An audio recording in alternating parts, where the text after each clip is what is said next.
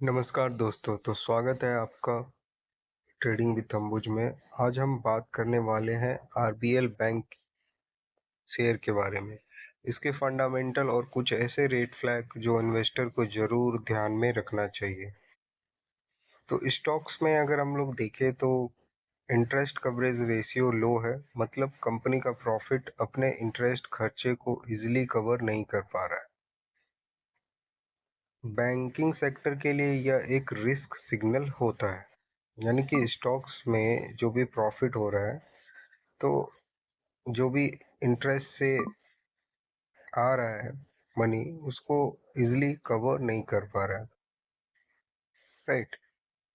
Tax rate unusually लो है, यानी कि फिलहाल कंपनी कम टैक्स पे कर रहा है, लेकिन अगर ये नॉर्मलाइज हो गया तो आगे चलकर प्रॉफिट पर नेगेटिव इम्पैक्ट हो सकता है। रिटर्न ऑफ इक्विटी सिर्फ 6.48% है इसका। हेल्दी बैंक 12 to 18% आरओई देते हैं, मतलब आरबीएल अपने शेयर होल्डर के पैसे से एफिशिएंट रिटर्न जनरेट नहीं कर पा रहा है। अगर आप कोई भी हेल्दी बैंक देखेंगे तो उसका 12 to 18% आरओई रहता है।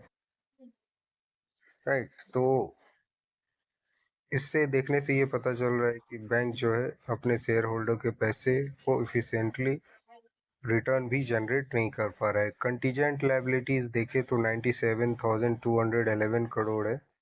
ये पोटेंशियल फ्यूचर रिस्क होता है, जैसे लीगल केस या गारंटी। अगर ये क्रिस्टलाइज हो जाए तो कंपनी की बैलेंस शीट पे बड़ा प्रेशर आ सकता है। राइट। अब देखिए, अर्निंग का बड़ा पार्ट होता है अदर इनकम से। कंपनी का प्रॉफिट 4,070 करोड़ काफ़ी हद तक अदर इनकम से आया है। ये इनकम जो है सस्टेनेबल नहीं होता है, क्योंकि असली स्ट्रेंथ तो लैंडिंग और कोर ऑपरेशन से दिखना चाहिए। और अगर ऑपरेशन से पैसा ज़्यादा आ रहा है तो ये एक सस्टेनेबल होता है, लेकिन अदर इनकम से आ रहा है तो ये आगे चल के सस्टेनेबल नहीं होता है। तो दोस्तों, शॉर्ट टर्म में आरबीएल बैंक के शेयर में मोमेंटम है। फंड न्यूज़ और एफआई बाइंग की वजह से स्टॉक चल रहा है, लेकिन फंडामेंटल में अभी काफ़ी रेड फ्लैग दिख रहा है, जैसे लो आरओई, हाई कंटीजेंट लायबिलिटीज और वीक अर्निंग क्वालिटी। ऐसे में अगर आप इन्वेस्ट कर रहे हैं तो कॉशियस रहने की ज़रूरत है। लॉन्ग टर्म के लिए कंपनी का अपना परफॉर्मेंस इम्प्रूव करना पड़ेगा, यानी कि बैंक को लॉन्ग टर्म में अगर अच्छा परफॉर्मेंस करना है तो ये सब चीज़ों पे इम्प्रूव करना पड़ेगा। तो ये था एक छोटा सा वीडियो आप लोगों के लिए। Thank you.